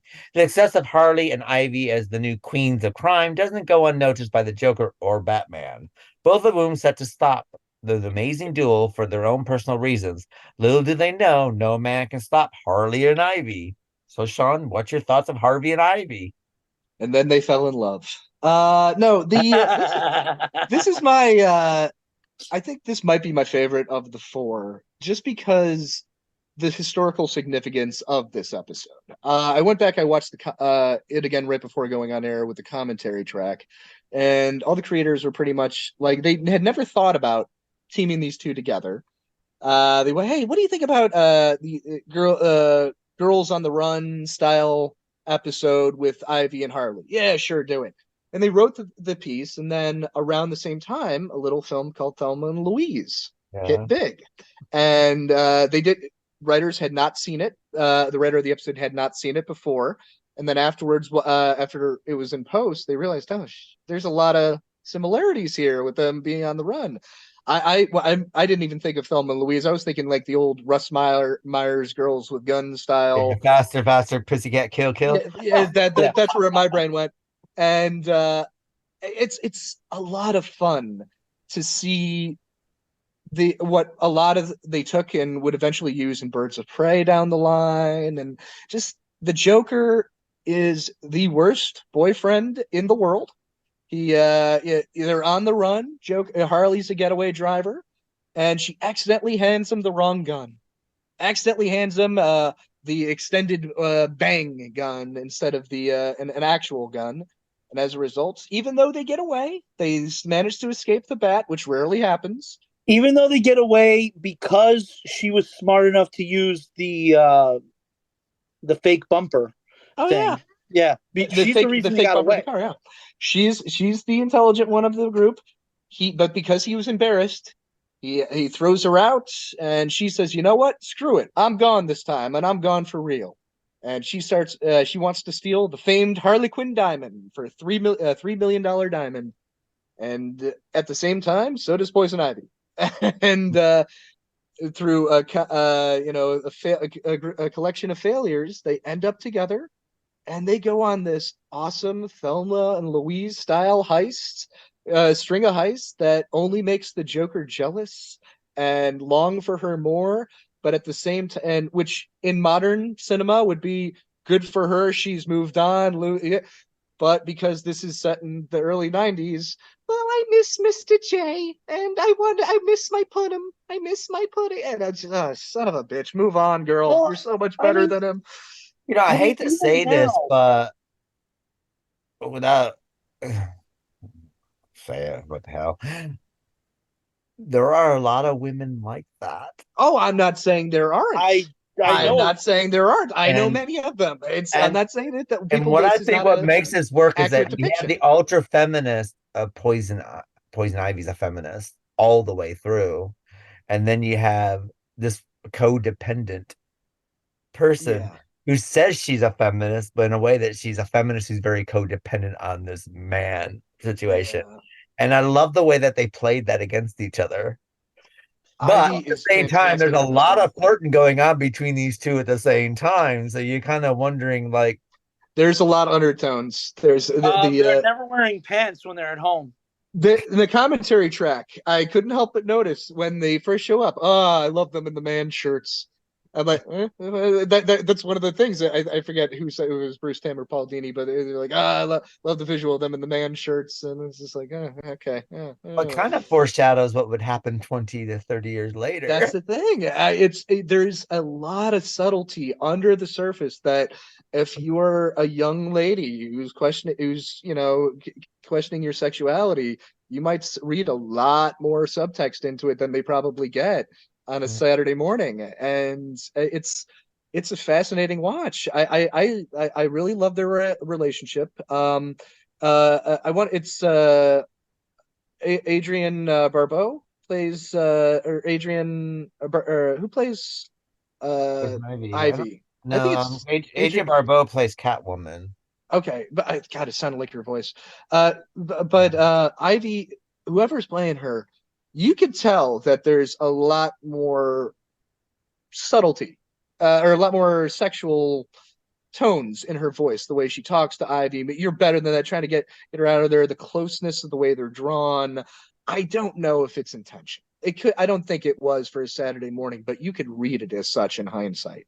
And maybe it's just because we have the brilliant HBO Max series that is, if people have not seen Harley Quinn, The Adventures of Harley Quinn on Max, or please check out the show. It is one of the funniest damn shit series I've seen in a very long time that has been put out by DC.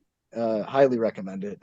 But the way that they play their relationship and the way that she needs to break free. She needs to be her own woman. She needs to establish herself as the queen of Gotham crime.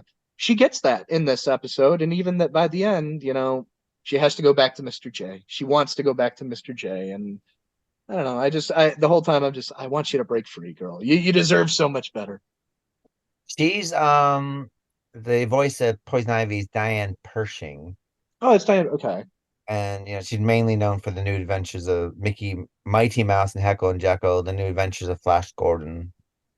Outside of, I mean, her main role is Poison Ivy, really. I mean, she's done like Legend of Prince Valiant and Darkwing Duck and all of that, but this is her main starring This is role. their main. Okay.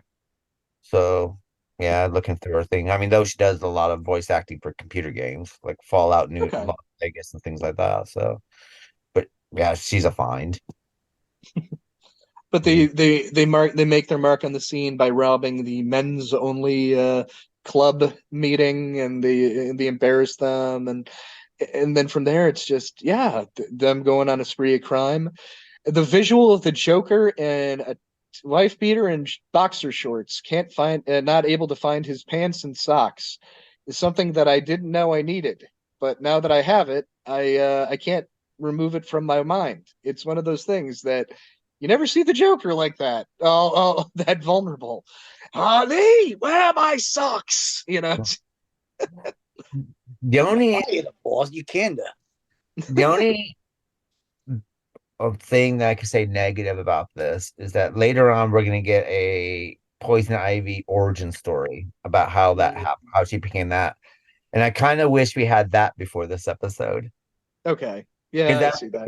Because that explains the why there's this codependency on Joker and what he's done to her head, which would kind of more explain. So that way, when we see this, it'll give her more of an understanding. Because at the moment, it's like, because she's fantastic with Poison Ivy, you don't understand why she keeps calling him, but but she does. But saying that, I have a lot of female friends who kind of does this. The writers equated this to a married couple having a fight and one walks out temporarily.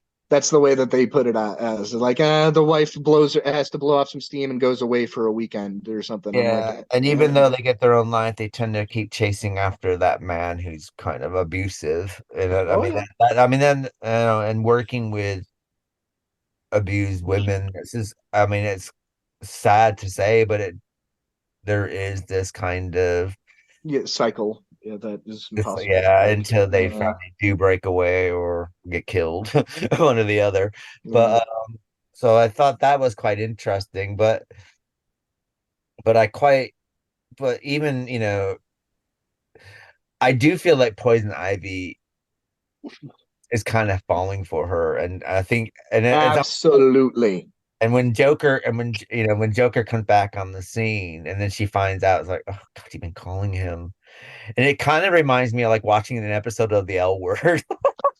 There was that one line where Joker shows up at the house and she jumps in his arms. Oh, that's how humiliating. How just like you've set us back decades, girl. What's going on here? Just like that dismissiveness towards Harley at that point. Yeah, and there's definitely that scene just before the end, before the titles. And she says, and then she throws mud at her. Right at it.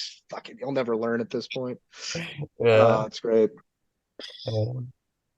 But that's the cycle of abusive relationships, though. And Steve Gladstone and I, like 10 years ago, wrote wrote a horror script that kind of went through like the cycles of an abusive relationship and how you end up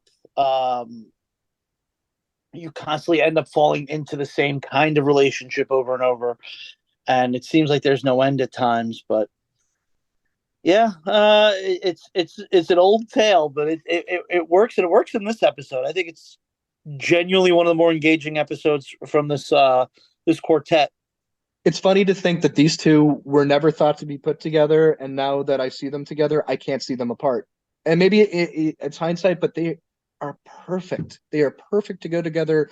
Ivy as the straight woman, Goofy Harley as the goofy one, and they work. They just work well together as characters. And after watching this episode, I realized that when you've seen the Harley Quinn movie or the Suicide Squad, Yeah, missing Poison Ivy. yeah.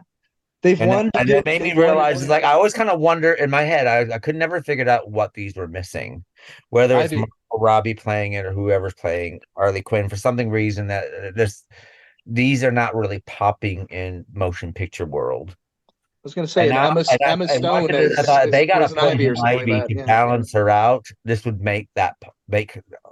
would actually give her motion picture career that they keep trying to push out us with Harley Quinn, because it is a great they character. apparently, if Birds of Prey hit big, the next Margot Robbie Harley movie was going to be Harley and Ivy. That was Margot has said in interviews that she wanted to do that and kind of needed Birds of Prey to hit big if we wanted to see that. Well, they should have done Well, they that. should have started with it. Yeah. The problem is they started with Jared Leto Joker, and that was such a shit show that they didn't even think to do. But everyone agreed Margot was the only really solid thing about that movie that they wanted to keep, aside from Amanda Waller, that they wanted to keep. And it seems like they're rebooting everything in the DCU, with the exception of Amanda Waller, John Cena. I think the Blue Beetle, they're having him stick around. I don't even know if Margot's coming back. I have no idea. There's rumors she might be playing Miss Fantastic, or Stu Storm, or Sue Storm in Fantastic Four. I don't know if that's true, but there's rumors that They're gonna try that she again, might, huh? yeah, well, she might get that she might have turned that down. All I know that they have their Fantastic Four selected, but until the strike is over, they can't announce it. I But mean, what's quite weird about that whole thing anyway is that we do have a Harley Quinn animated series out now. and it's fantastic. And it's got great reviews. It's got the lesbian connection there. It's got all that in there. A lot ruder than we were expecting, but it works fantastically well. But and so you just kind of, and the thing is, before Birds of Prey came out, this was going. So you're just kind of thinking, Yeah, where's the disconnect with this going on here? Because the thing with Harley is like, yeah, it's okay to have her wacky or doing whatever, but you gotta have something that either has to balance that out somehow. yeah. And the Joker balances her out because the thing is, no matter what she's doing, the Joker at any point can turn her into mincemeat. That's the thing. He has that psycho drop where he could just on a. Oh, that's funny. You're laughing at me. Okay, I'm gonna rip your face off. Literally. There were a and feed it couple to of my moments in hyenas. this episode where they did that too. That was Yeah. And so that's what works with Harley Quinn.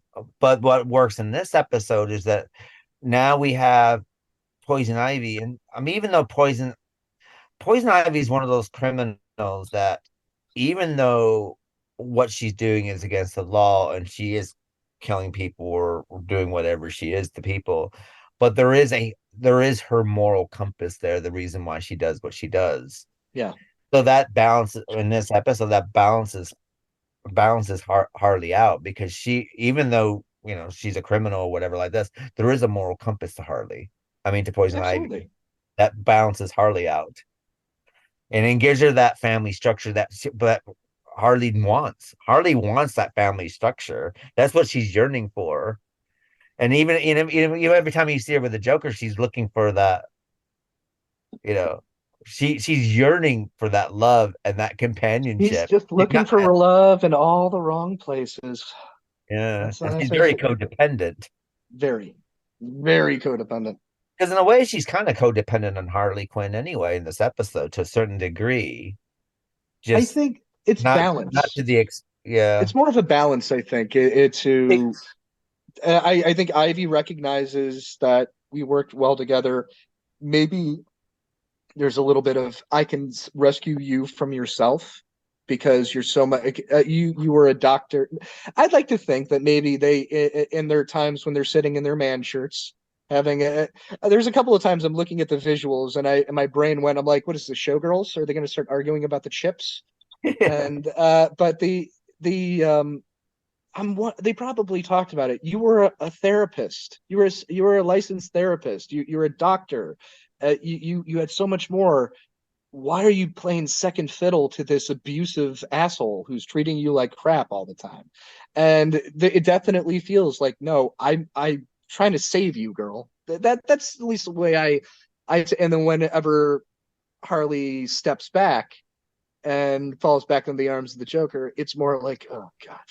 Well, the thing is, if they weren't both criminals, they would be like the number one power lesbian couple. Absolutely. My God, yes.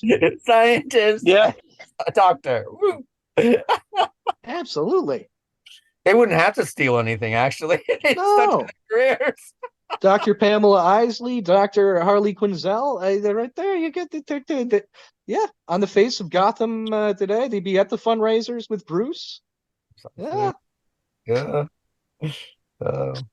This is alt world Gotham. This is what happens when with Bruce actually used his money for good instead of trying to fight crime. Actually used his money for to clean up the streets the right way. Well, seeing this actually, what I found also quite interesting is with the Batman when Batman's kind of introduced to what's going on here. Yeah. He's almost kind of like reluctantly getting involved because I think he's quite enjoying what he's seeing, and it felt like kind of weird because even though he's doing it out of a sense of duty, but he doesn't feel like he really wants to. He kind I of know wants. this. I know this is pissing him off, so I'm fine with it. I Yeah, know it's the enemy of my enemy is my friend right now. No, she's breaking the law, but he's she's also got a breaking the soft law, spot. but it's He's pissing, also got a it's pissing Joker off, and I'm quite like enjoying this. But I got, but then because he kind of steps in when it kind of goes a bit too far. I was like, I better step in now. It's kind of that I'll step in but now. he's got a soft spot for the thieves who just happen to be hot ladies in spandex. I'll let him get away with it. I'll let him slide a little bit here. I'll take him down eventually, or at least I'll let him get away without the goods. But he Yeah. does have a little bit of a soft spot for that. And yeah, I I don't do mind think wrestling them every now and then. yeah, I don't. I absolutely do think that he didn't mind. It's he. I know this is twisting the knife of the Joker, or twisting the knife in the back of the Joker. So let it happen. I'll stop it eventually. I could take him down at any point. I've taken him down at any point in the past.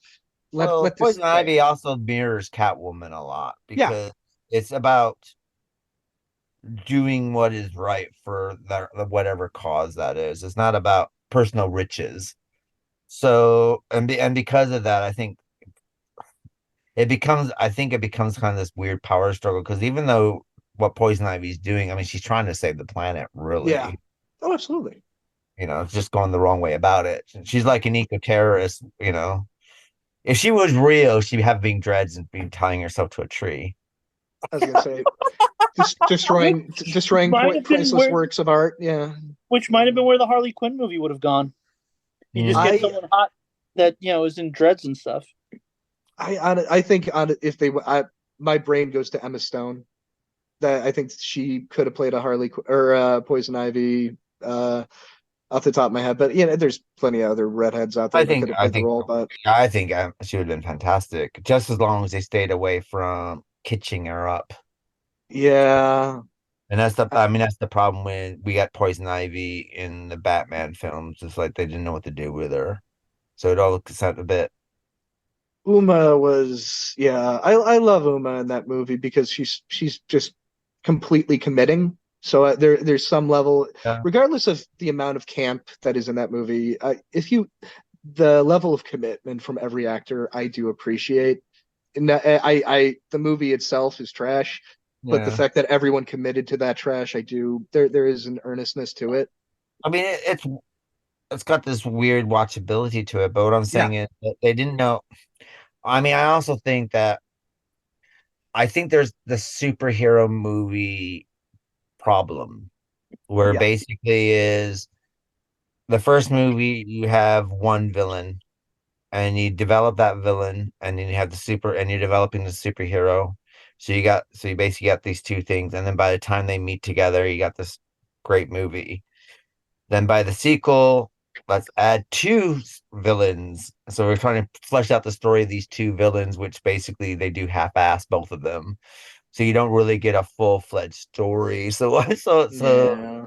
they did it with they did with the Spider-Mans, and they with when they brought Venom in, and then they had someone else in at the same time, or all of them do it. But Yeah. even the last Batman, when you had Catwoman running around with The last Batman, you had Catwoman, you had the Penguin, you Kane. had the Riddler, and you had the Joker. The Matt Reeves Batman. You had Yeah, all four major villains in one movie. and it's Uh, problematic. it is it's, But by the end of the movie, it's messy. I like the movie watching it, but Joe and I have talked about it numerous times.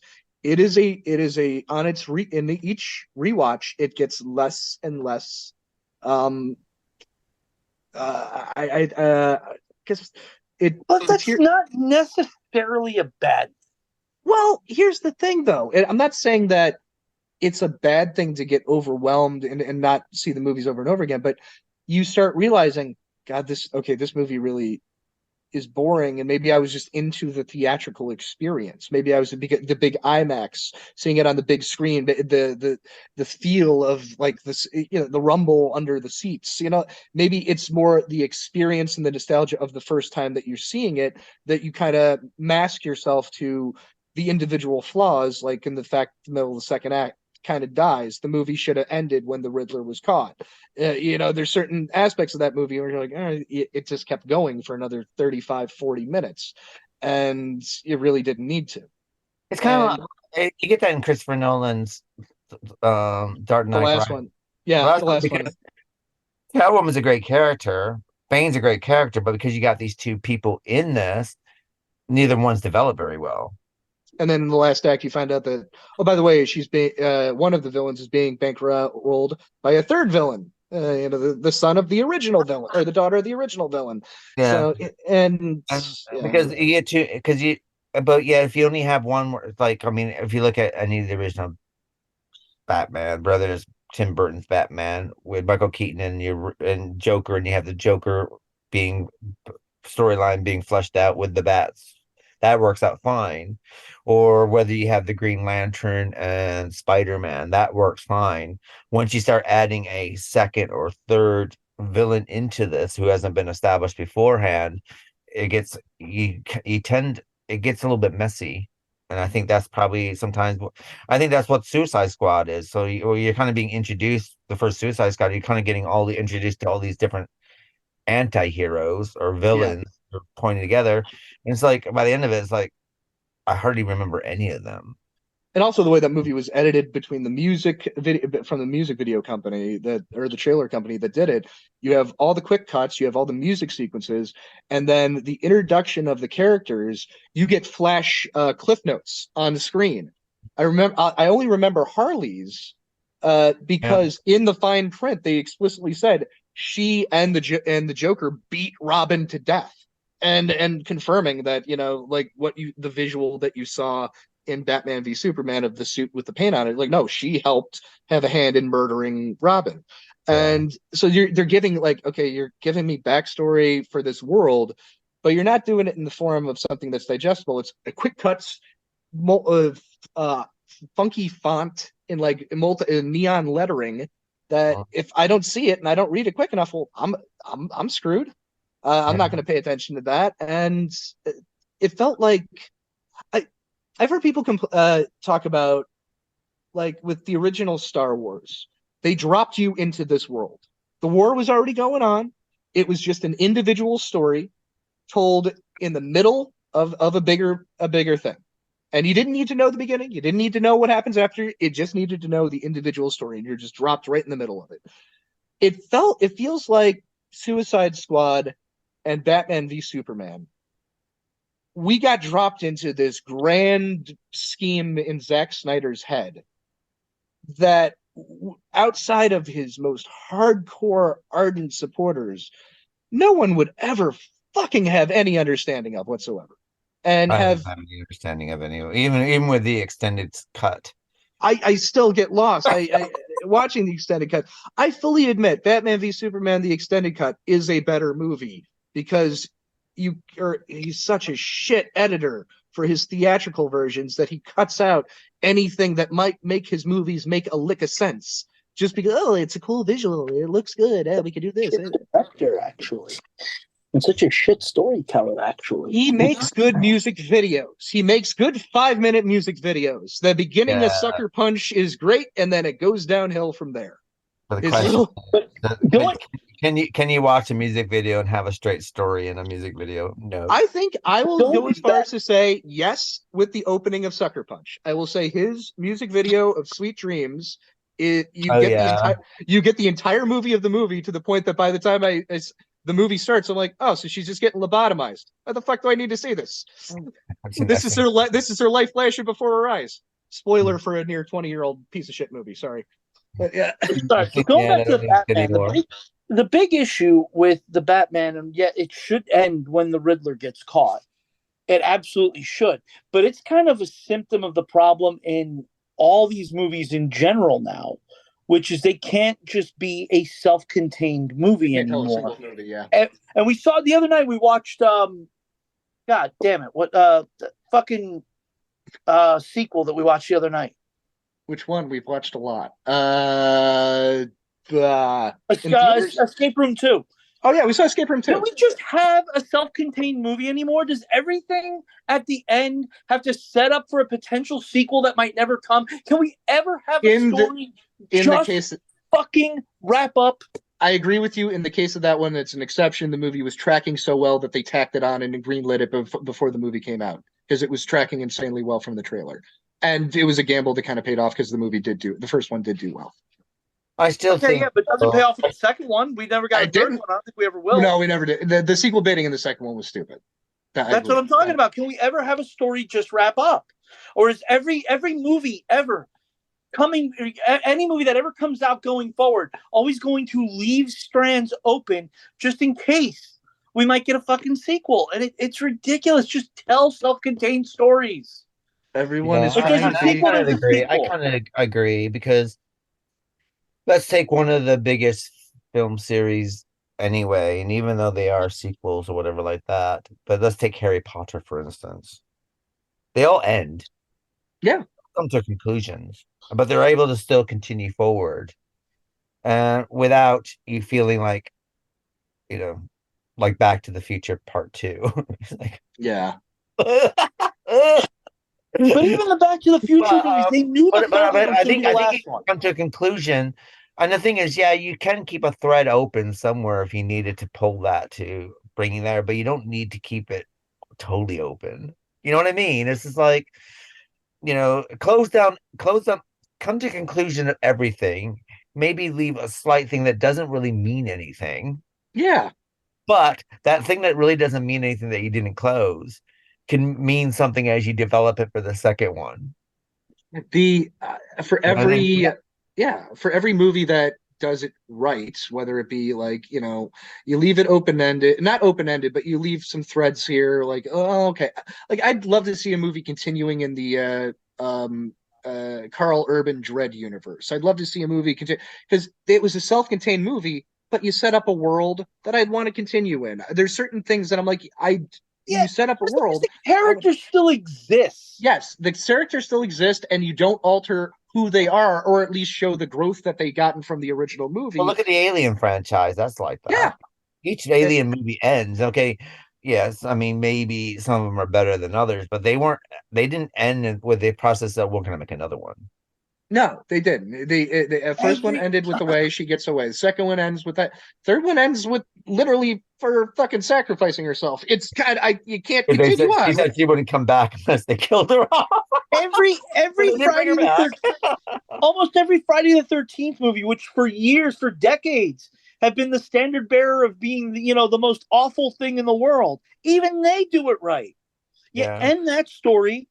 Jason's eyes opened. I guess he's not totally dead, so you can do another sequel, and you can keep going for the most part. You know, say three of them. To be honest, I mean, the Friday the 13th, the only time we really get that anyway is by the sixth one, because before that, Paramount didn't keep wanting to make another one. It's just that they made so much money we have to make another one because these are cheap. We can make money off this. But it's only, I think it's after, it's when he comes back, when one is its own self-contained story. 2, 3, 4 take place over the course of like a 48-hour period. Yeah, but they weren't instructed. They weren't made that way. No, they weren't made that way. It was just they were money, retroactively so that way. Let's just keep it going. And Jason doesn't open his eyes after his death sequence until the sixth one, I think. Yeah, when he's underwater. Yeah, when he's underwater, and that took number 6, and that by that time they're like, well, we're probably going to come back with another one anyway. Yeah. Well, part 7 was originally supposed to be Freddy versus Jason, and they couldn't get the rights down, and then that became Jason versus Carrie, for lack of a better word. Jason versus the Carrie knockoff. Carrie knockoff, because we couldn't get Carrie. Yeah. And then, but yeah, even the Friday the 13th movies got it right, because they'd be like, okay, well, Jason still exists out there. Well, even Chucky gets it right. Yeah. True. Even Freddy gets it right.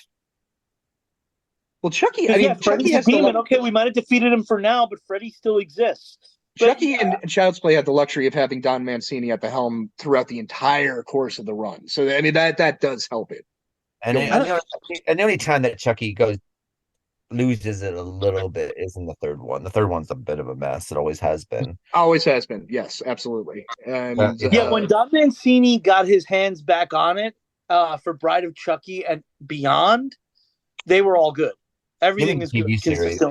And even the TV series is great. Even the TV series on the seasons end. Yeah. We're coming back for another season. This first one was its own self-contained story in suburbia. Second one, self-contained story in a Catholic school. This one, we're in the White House, and it's fucking absurd, and I love every moment of it. Yeah, my favorite show on TV. But that's the way to do it. Situation. Yeah, you get your closure. That way, if it doesn't, that way, if it doesn't happen, if you don't get a sequel, you're fine. We're not gonna. I'm still waiting. I've been waiting for 38 years for my Masters of the Universe sequel because Frank Langella told me he'd be back, and I did. He's not back. He's not back as Skeletor. You just want your Courtney Cox fix. You know, from being plucked out of the crowd at a Bruce Springsteen concert to being thrown into a movie with He-Man. She's got quite the career. I gotta hand it. Well, she did play Michael J. Fox's girlfriend for a while.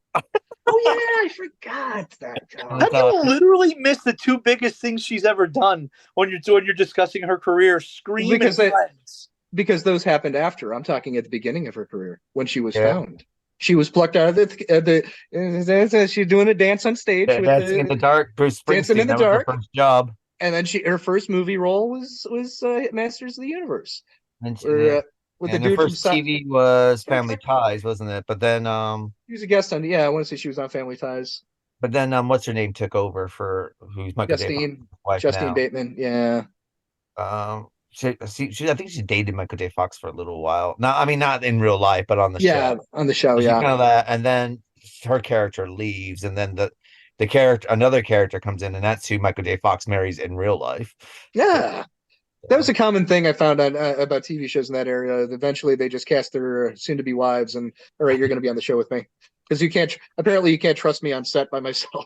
Actually, did you see the Michael J. Fox documentary? I've been meaning to. Really good. I hear it's fantastic. She was saying that when she came on that show, he was an asshole. He was a real asshole to work with. and how they got together is that she called him on his shit. I believe it. Because who in the hell do you think you are?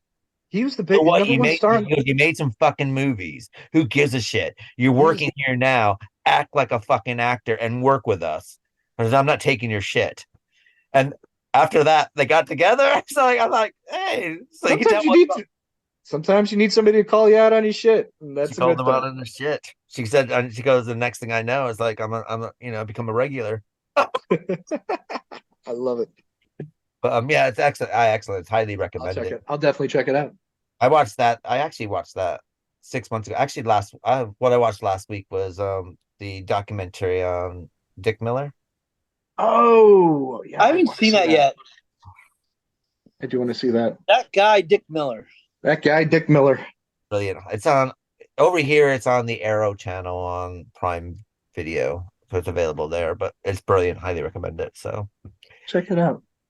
getting back to Batman, I guess we should sit there and I know I don't. I think we'll skip favorite character and worst character because I think that they were all good. I can't think of any bad characters. And There then was really no bad ones in the this only one. bad characters I can think is like some henchmen, but it's like they're not. They don't even. I mean, the only thing I could think of is Penguin really isn't that important in the third one.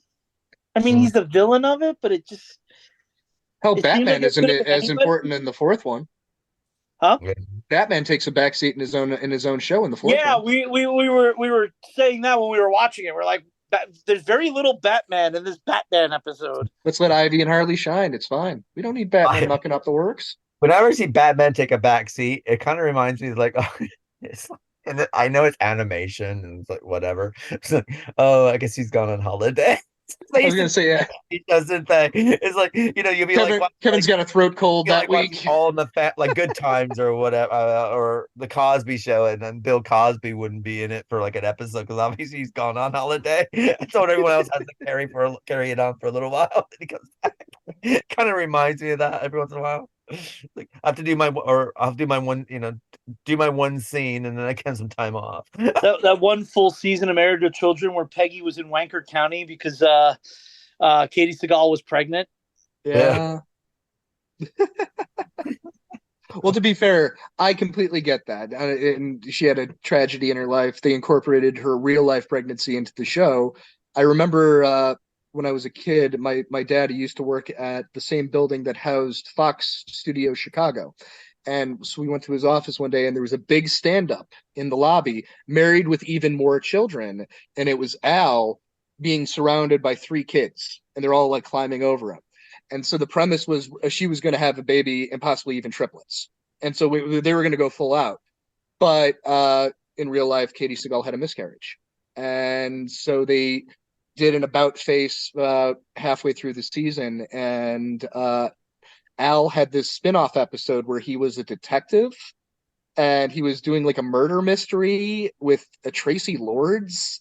And it was this very surreal episode, but it ends with him waking up in the entire season, Peggy being pregnant, Marcy being pregnant, all a dream. And that's how they got out of it. So when she actually did get pregnant a second time, rather than jinx themselves or anything like that, she took it off air. Hey, well, I'm in a car. I'll be phoning it in literally each week, and you'll shoot me from the waist or from the boobs up. You won't see me below the waist, and you won't see anything with that.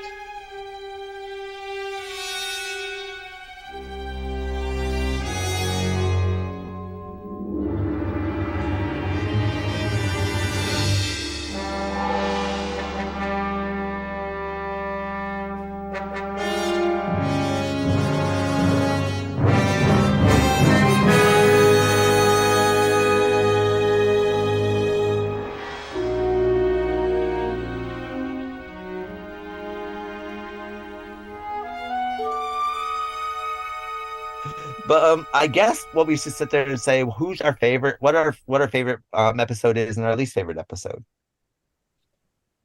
Starting with you. I guess my favorite episode would probably be Harley and Ivy. Just because of the significance of it, and I love their interplay together.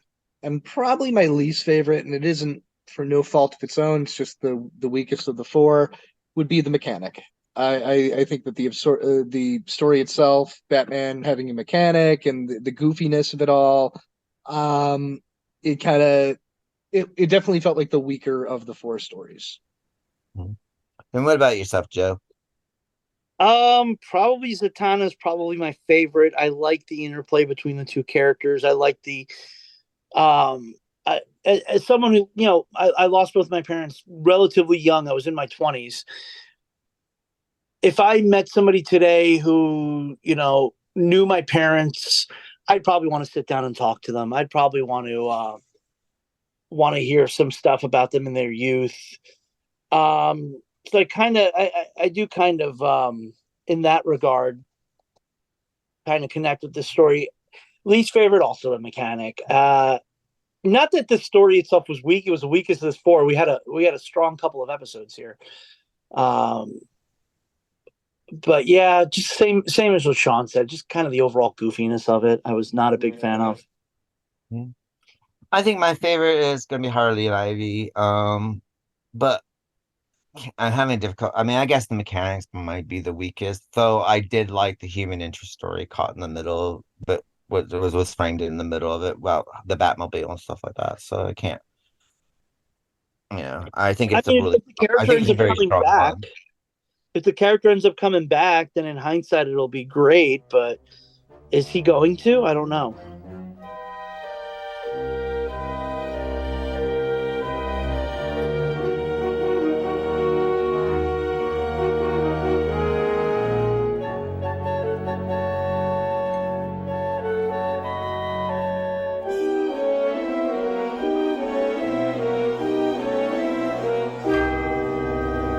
Well, this brings us to the end of the Literary License Podcast. Next month, our Batman anime series will be Shadow of the Bat, Part 1, Part 2, where we get to meet Batgirl, blind as a bat, and his silicone soul.